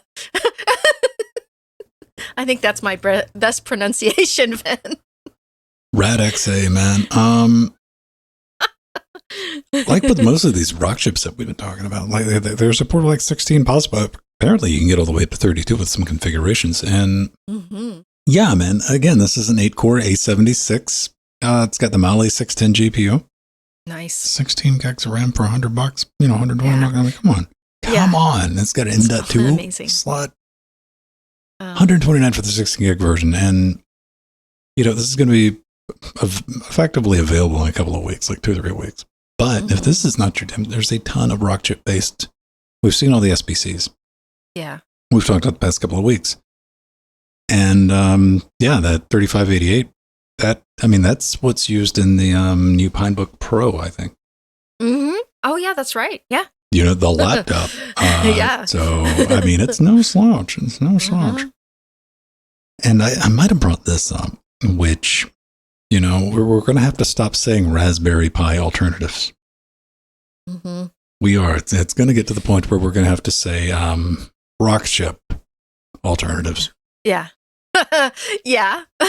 Absolutely. This time next year, when maybe we see a Raspberry Pi 5, we'll be in a world where we have to say something, factually say, this rock chip alternative is called the Raspberry Pi 5. Because we've been able to buy rock chip based devices for the last year, and we're moving into it where this is just what you end up with, right? It's a superior product at a lower price, and also it's available.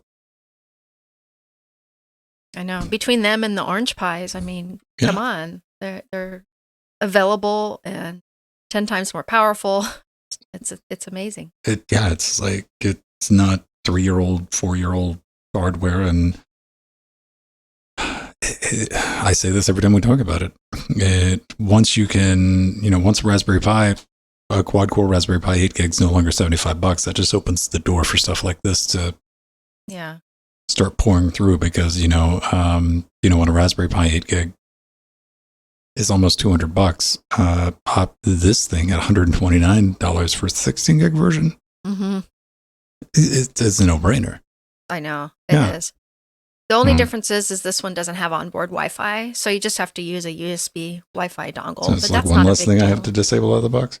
Yeah. So I don't have to do the Wi-Fi kill immediately. All right. Jill Bryant, we got to go. We got to get out of here. We got to run. We got to do things. Thanks again, everybody. You want to watch us live, twitch.tv/Linux Teamcast, 3 p.m. It's on the schedule there. Click on it. You'll get notifications. And I'll be back. We'll be back later this week. We'll be back on Friday for Trekmania. Yeah. Linux Teamcast on Saturday, and making a Linux Teamcast, the home edition, the IKEA version on Sunday. So, all right, that's it. Let's roll music. Yes. And some credits. Love you guys. Let's read some of those nice credits. Give all our patrons credit. We got quite a few in chat right now, including my Steve husband and Sandy, otherwise known as Altimore.sh in chat. We got the Don M. Thank you, Don M, for the resub. And you can change your names all you want. You're going to be called the one I remember. Executive producers Barbrant, Scott M. I cannot read these quick enough. We have too many. Chicago People, Super Death Stout. That one I can read because there's only one in that category. But look at all the ones in Sea Monster. And look at all our death notes. I can't read all those that quickly. Jilly, you're just managing to say nothing but really fast. Yeah. Look at all our chairlings. Oh, boy. It's like the Micro Machine guy without a plot. All right, beautiful people. We'll see you again next week. Bye-bye. Love you all.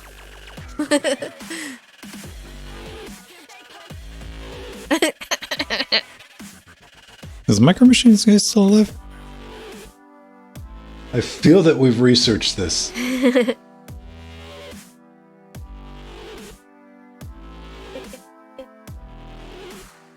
Figure out where in my pile I'm going to put my beautiful new penguin. I gotta do a little vibe break, everybody. I'll be right back. Okay. We'll probably hang out for about 10 minutes. Okay, sounds good.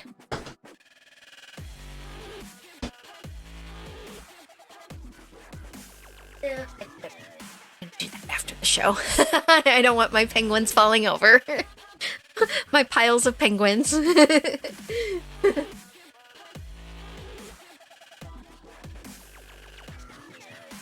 That was...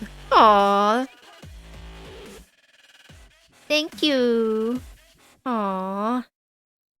Everyone's saying great show. Thank you, Sandman. Thank you, Steve Husband. Thank you, Don M. Redisc? Jalad? Darmok and Jalad at Tanagra?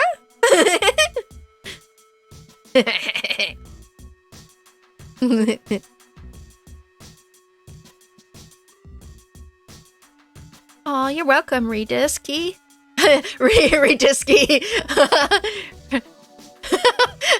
Of course, because we all know how to say disc, but with an E on the end. Redisky.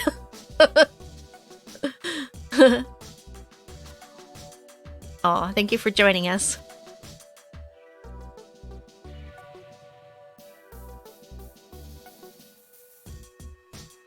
Yeah, I thought it was Jalad on Discord. Okay. Thank you. Yeah. So you redisc on Twitch or IRC. That's our Twitch bot on Twitch.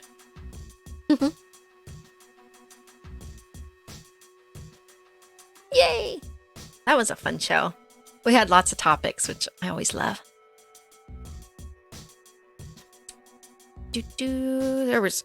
There's been so much good news to talk about lately. It's been hard to whittle things down. Yeah, Steve Husband, I want to see the Tunify one too. I have a feeling Ven might do something with that. So I was going to show everybody this. Yeah. What's that? Oh. What is it? From here, it looks like a Walkman.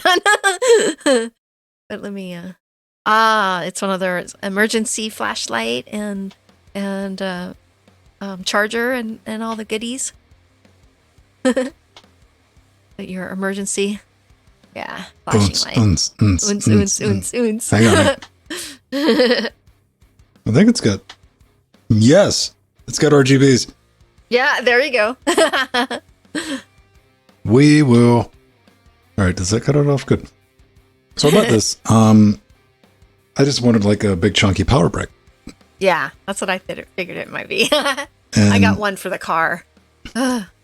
That's what I picked it up for. It's got two Type A. It's got a USB 3 for whatever reason, and but just two Type A ports and a Type C. I'm like, yeah, it's 12,000 milliamps. It's just a chunker to keep if I ever need to charge something, or whatever. It's a battery supply thing. Battery backup, yeah. And who is it from? Buable? It was like 40% off on Amazon. It was like, hey, you're buying this. I'm like, no, I'm not. Okay, fine, I'll buy it. For that price. Yeah. It was super cheap. The reason I'm bringing this up is this thing was like 40 or 50 bucks. Not terribly impressed by it. I'm like, that's not bad for like 12,000 milliamp battery. And Yeah. Peak current. Yeah, I like the ones with generator handles too, redisky. What got my attention is when I opened the box. Came with jumper cables too. Oh, okay, you got a little kit. Oh, I see. So these jumper cables just straight up plug into the battery bank. Yeah. And you can jump a car with this thing. That's probably one of the smallest ones of those I've seen. You can jump up to a 5-liter engine with this, apparently, rating. Nice. So yeah, I didn't expect these. That was like, now, yes. The first thing I did was I went on the Nextdoor app for a neighborhood. And I was like, does anybody need a jump? Yeah. I want to try something. It. Right. Yeah. Yeah, just like plugs in. I'm like, look at that. And I was like, okay. I thought that was neat. I guess I can take like the big battery thing I got out of Turbo Jetta and lithium ion, man. Yeah, that's nice. It's nice and slim and compact. I have an older, bigger one that does that. Well, it's not as compact. Yeah, I got like the lead acid one, the larger one with the 2 clips on it, and I keep that in Turbo Jetta just in case, along with an extra set of good jumper cables. Anything I'm driving around in, like, I'm that person. I got the socket set, I got the tire repair kit, I got some to put plugs and patches in. Yeah, that's just smart, Vin. I mean, we grew up with that. That's what I've been broken down on the side of the roads before cell phones existed. Yeah, exactly. Yeah, me and hubby too. We're always taught. I mean, we even have extra water, blankets, all that stuff in our car. It's our emergency backup. Have I tried it? I don't have anything to try it on. Everything I have is charged. I got trickle chargers on everything I don't drive. So I don't have anything to. I didn't expect it to work either. I'll probably keep the other jump thing in there because it still holds a charge. But yeah, I just thought I'd share that with everyone. I'm like, Yeah, very nice. That's a nice toy. I can charge a tablet smaller. like 3 or 4 times on it. Yeah.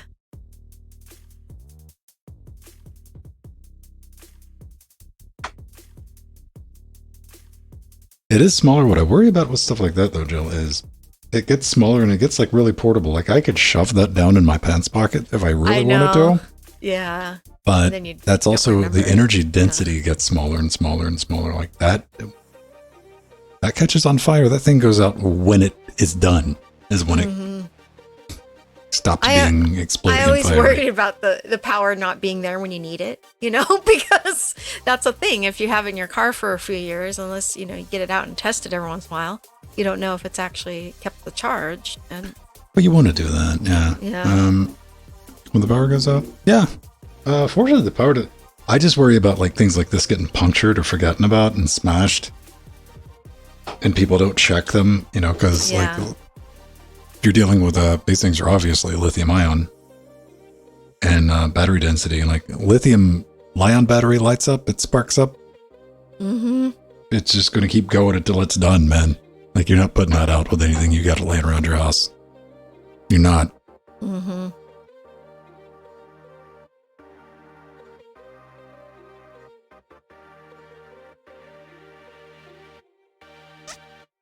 Yeah, that's a thing, Mir. That's definitely a thing. I'm always worried, you know, because cars get hot, you know, inside, especially when the sun's out. Fortunately, you guys live in California where they don't leave. It's not as issue. Temperature fluctuations are illegal. Yeah, it's against the law. Well, where Mir is, it gets pretty because he's in like a desert valley, and it gets pretty hot where he's at.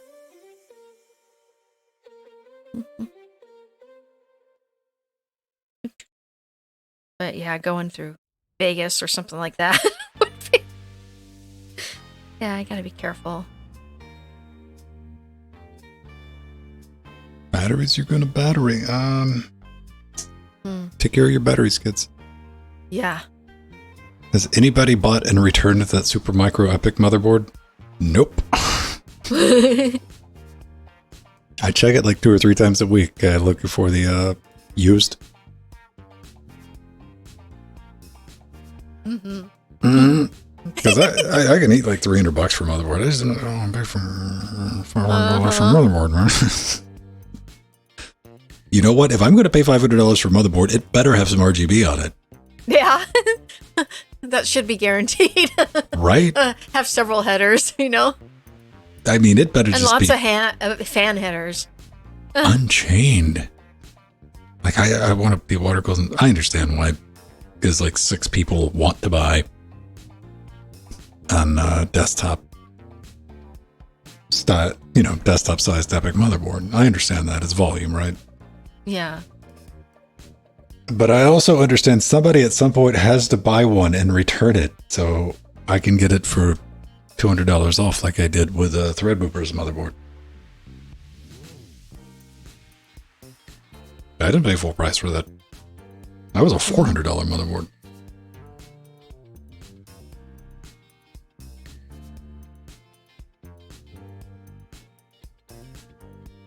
All right, so I got that together. I got that, and let's all go play Forspoken. Yeah. I am going. Now that I know there's a demo, I'm gonna definitely play that. I want to see how bad it runs on your system. Okay. I'll run it on my 6700. It's one of those games. It reminded me a lot of Marvel's Spider-Man. You know, the one that came out a couple of months ago? Yeah. Not Miles Morales, but the... yeah, right? Yeah. But this was a lot like that in the sense that it didn't look good enough to be running as slow as it was. You know, like that Spider-Man game came out and it was like a 4 or 5 year old game, and like this has no business not running at, you know, 120 FPS. On a 3060, this game was giving me a lot of those feels. I'm like, it looks okay, but it doesn't look amazing or anything compared to like Horizon Zero Dawn. And I was gonna say Horizon Zero's. Oh, that game is so beautiful, even though it's, you know, several years old now. It's right. Yeah, it's really nice. I was kind of excited about this, but you want to see a cell shaded Jill? I mean, I can make it happen, man. Steve, I'll tell you what, if you pick me up 3 V1000s, V100s, I'll pick up the last 2, and we'll get to rendering. I'm trying to find the game I've been playing. There it is. This is what I've been playing, man. Let me pull this up. Give me a second. I'm getting URLs ready for people. I've been playing this. I got like 4 hours in this game now. Oh, nice. Where I play as an android. And I'm a little pixel lamb android.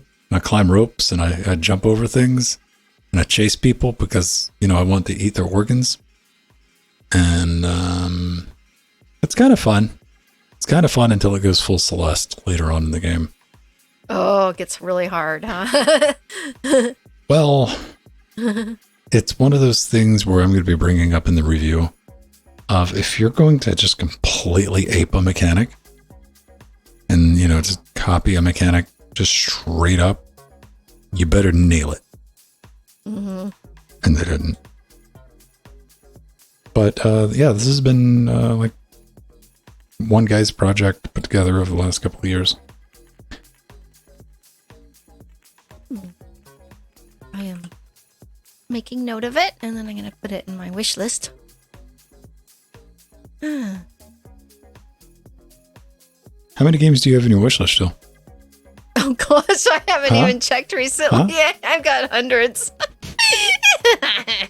This is why you're making a note of it. You're just going to add it to the horde. You're like, dink, it's such a small little drop in the ocean. I know.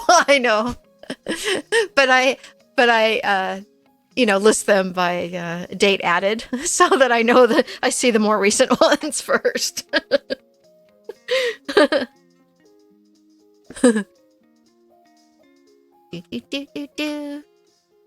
That's my excuse. This is why I've never bought Jill anything off of her Steam wish list.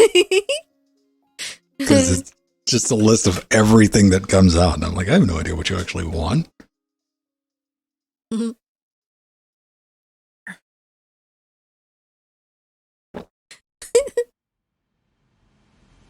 don't know if there's anything game-wise recently that's come out that I want to... I mean, there's Hollow Knight. I kind of want to play Devil May Yeehaw. Yeah. That might be fun. I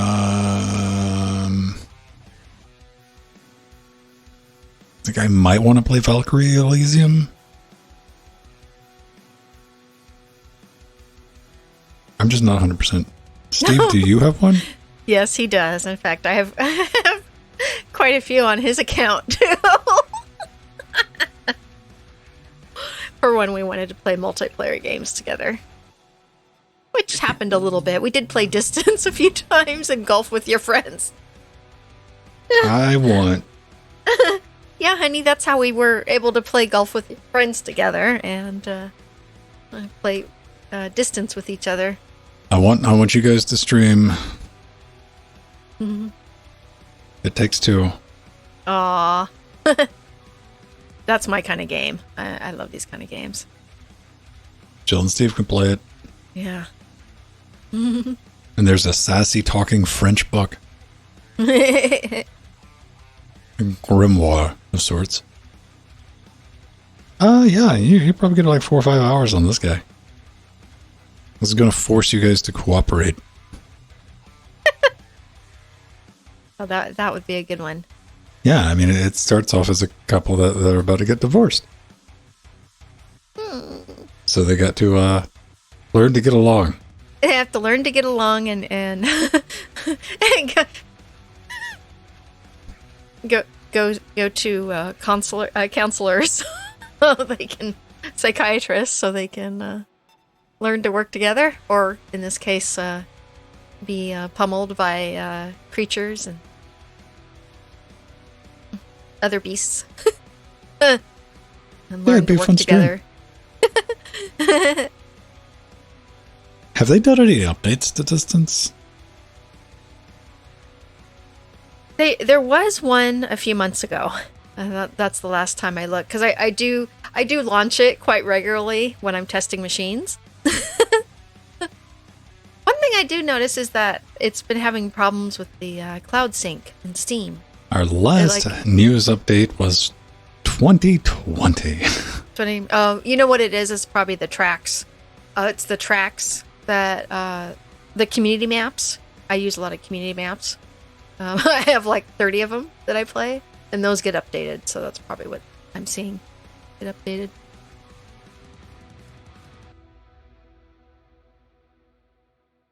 Yeah, 2020. Yeah. Yeah. Wow. So yeah, they kind of like thanks for all the fish, which is a shame. I mean, it was a good game, but this is one of those games that I like to drag out as an example. The driving force behind this, the guy was way more interested in becoming a music artist than a game developer. Yeah. I kind of remember that. Was one of the problems, and it stayed in early access for way too long, to the point where they were refining like nonsensical radii on the turning mechanics for the cars. I'm like, just all right. And even when it did release, it didn't have a fleshed out story campaign. Yeah. To which a lot of us went like, why were you not working on that when you were working on like the dumb little, turning mechanic thing that no one. Yeah. All right, Jill. What else do we got before we get out of here? Oh boy. Oh boy. So, I have a lot to do. I gotta put my penguin in the correct spot over here. Decide where to put the penguin. The aromatic dev got me. I gotta eat lunch. I gotta exercise. I gotta do more work. Getting ready for scale. Oh boy. What else? Lots. Just lots of odds and ends to do. I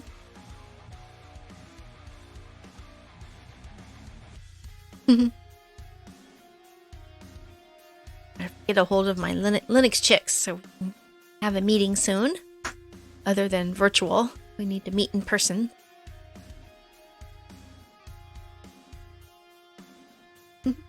Meet in person? Yep. Why you want to do that? Well, because we are going to be at scale. So we always get together a few times before scale starts and have dinner or lunch together and talk about what we're going to do at our booth and make plans. Is that going the right way?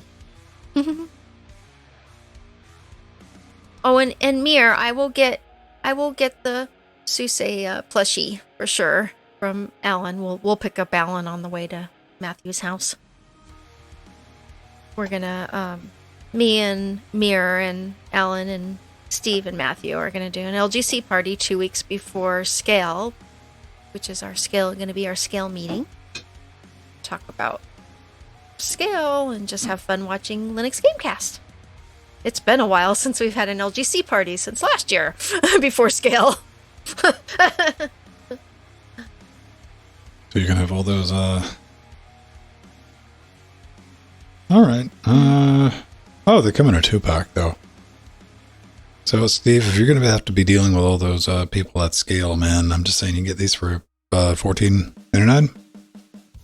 Toddler safety leash. Yeah.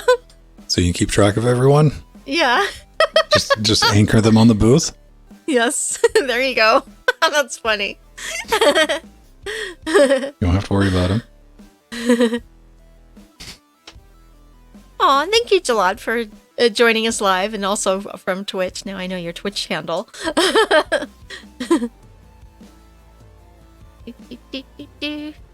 Redisky. I like that.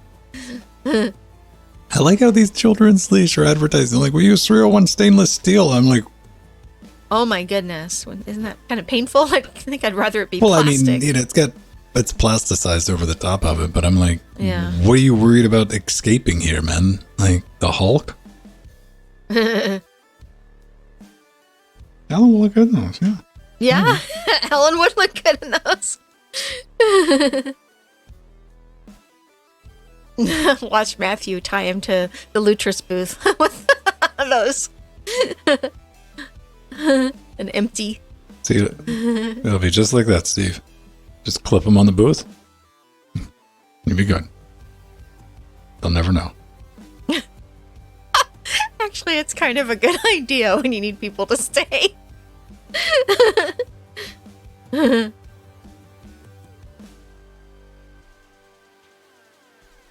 Oh, that's funny. Jalad, Redisky. Oh. Tragic hunting accident. You see, one of the advantages to having like a silly name is nobody ever claims it, so I can cruise into like social media networks like years after inception and be like, all right, just sign up. Yeah.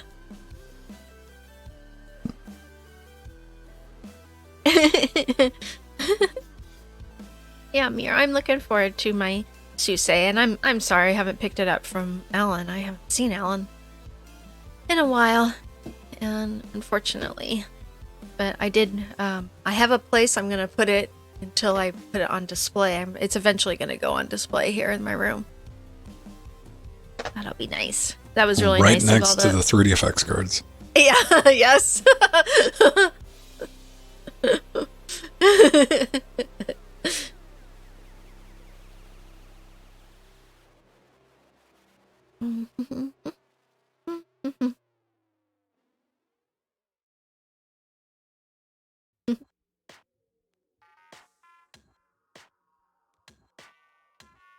Oh, yeah. He's like, Jill hasn't picked this up.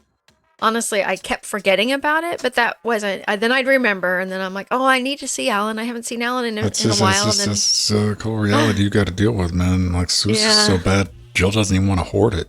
No, I got tons of geekos in here. I love OpenSUSE. I mean, like, hoarders got standards, Mir. Yeah.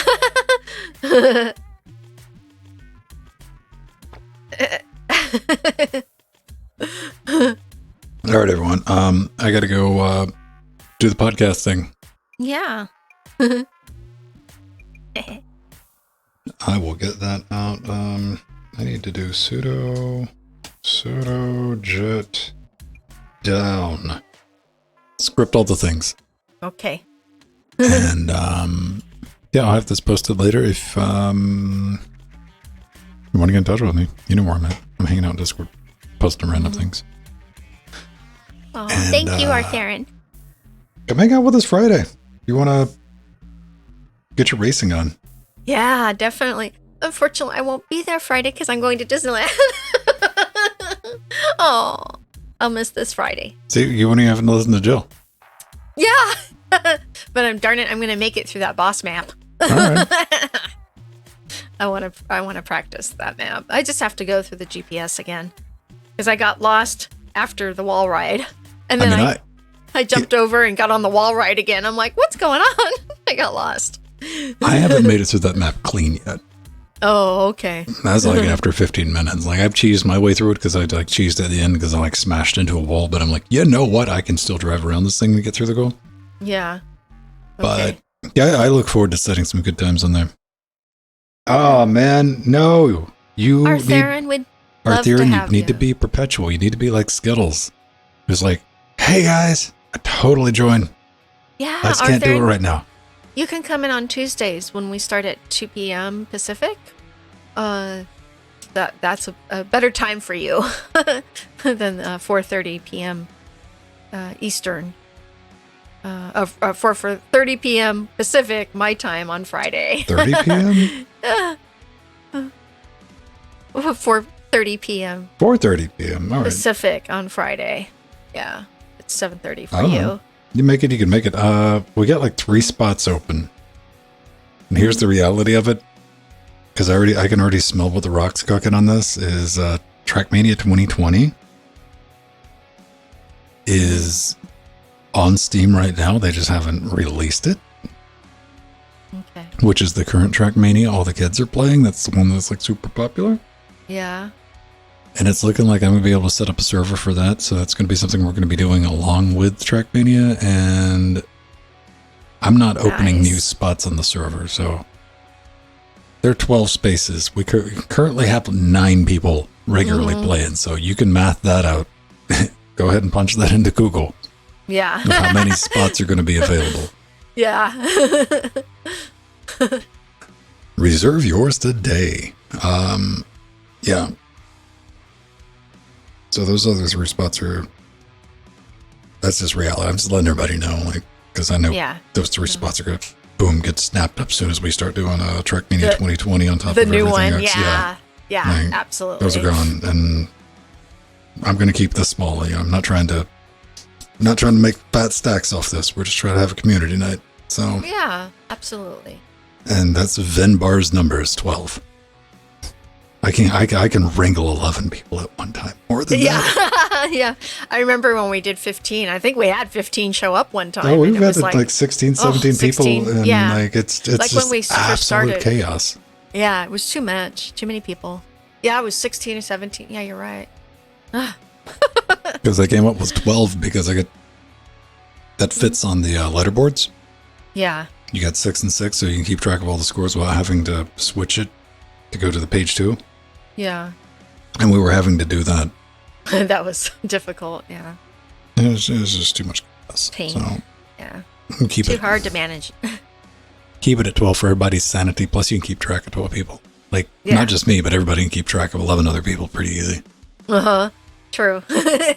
And it's easier to shame people when they show up. Like, hey, shouldn't you get a custom skin by now? Rohit? Uh-huh. Yes.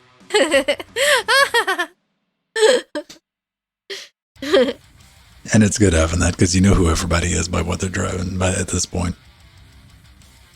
You know, you see a panel van driving by. Who's that? Game of Tron. No. You see like a Nissan. Is it a Nissan that Ogie drives? The little yeah. white car? Ogies. Yeah. And Turbo's usually got his WRX. And Yeah. Beastwick's got a NASCAR car. He sure does. I got a bright pink Hello Kitty car Yeah. with hearts for brake lights. Yes, they're very cute. And I have a pink Cadillac. Jill's got a big lead sled, yes. Yes, it's a lead sled, that's for sure. It actually took a little bit to get used to driving it. You know, now I've been driving it for ages, but it took a bit because it's actually because it's a physics-based game. The Cadillac is a little taller than the other cars I was driving, and you hit things more easily. It's like, yeah, it took a bit to get used to, and then it's like, oh no. Now I'm just used to it. It's just like driving a real car, you know, except that I never got to drive a real car. So it's new for me. To quote Jill from last night, oh, I ran into the pole that was right in front of me. Yes. Which we all did. All right. Yeah. So, all right, everybody, it's past 5. I got to get to work. Enjoy the rest of your evening, rest of your afternoon. If it's morning somehow, wherever you may be, make it a good one. Make it a fantastic. All right. Bye-bye. Bye-bye. Love you all.